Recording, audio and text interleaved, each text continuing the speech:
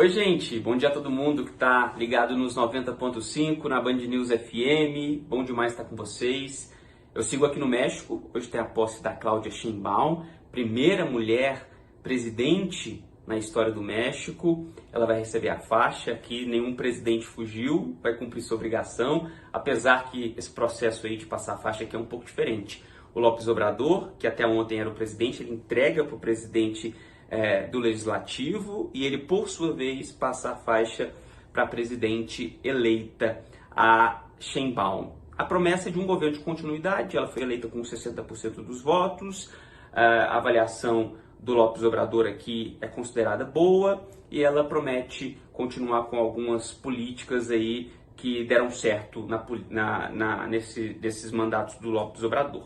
Mas o que eu estou querendo trazer aqui agora não é nem a questão da presidente mexicana, que é importante, mas eu acho que ontem Lula fez uma fala que é ainda mais importante do que isso, e vocês vão entender por quê. O presidente Lula foi perguntado por nós da imprensa ontem rapidamente, enquanto ele passava de um evento para o outro, por que na ONU ele não citou Venezuela nem no discurso nem na reunião que ele fez mais restrita ali com alguns países sobre democracia.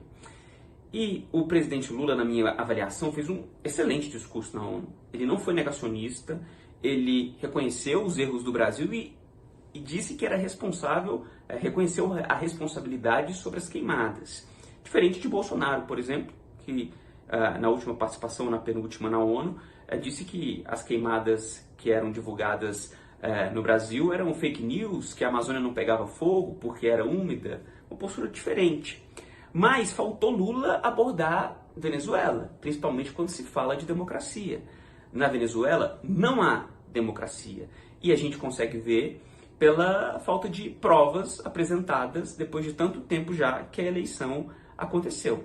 E a gente tem que lembrar que Nicolás Maduro mentiu para o Lula, mentiu para o Gustavo Petro, presidente colombiano, e mentiu para o López Obrador, presidente do México. Os três participavam aí de uma conversa, né, fazendo o meio-campo ali com Maduro e com a oposição, para tentar buscar, de fato, a solução para essa questão, esse problema chamado Nicolás Maduro no poder.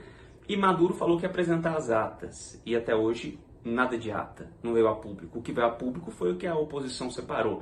Mas depois disso, o Edmundo Gonzalez, o Urrutia, teve até que fugir do país, foi embora, ameaçado de morte, como ele disse numa entrevista nessa semana à imprensa espanhola, onde ele está sob proteção, num lugar que ninguém sabe, ele está escondido, a verdade é essa. E o Brasil, a informação que a gente tem de bastidor e percebe cobrindo o presidente Lula, há um racha dentro do governo sobre a postura que o Brasil deve adotar. Há um racha, de um lado, o Itamaraty com o Mauro Vieira, o chanceler, do outro lado, há o Celso Amorim, que é o assessor especial para assuntos internacionais do presidente. E o presidente vem pendendo para o lado do Amorim. Que lado é esse? É de não reconhecer que há uma ditadura na Venezuela, mesmo diante tantas provas. E isso é lamentável.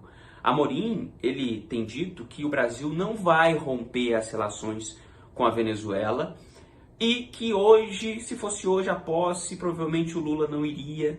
Ontem eu tentei perguntar para o presidente Lula sobre Venezuela, se ele iria na posse, ele não respondeu, mas ele foi irônico quando questionado por que não falou da Venezuela na ONU. Ele disse, eu não falo nem da Janja a todo momento, por que eu tinha que falar da ONU? Mas depois ele disse que quer insistir para uma solução democrática, etc. e tal.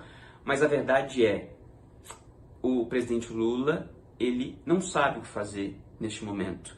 Conversando nos bastidores, tanto com diplomatas ou pessoas ligadas a Celso Amorim, o presidente Lula, ele adota uma postura mais ligada ao Celso Amorim, sendo que do outro lado tem o Itamaraty, que nos bastidores vem defendendo uma postura mais firme, já vinha defendendo uma postura mais firme contra o Nicolás Maduro.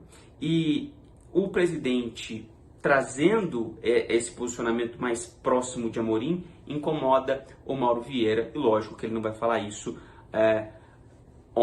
como a gente diz no jornalismo, às claras para todo mundo, mas nos bastidores do Itamaraty Todo mundo sabe disso.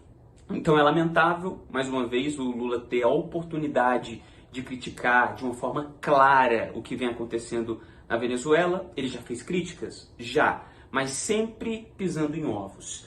E o presidente brasileiro está perdendo tempo, porque a posse do Maduro já é em janeiro.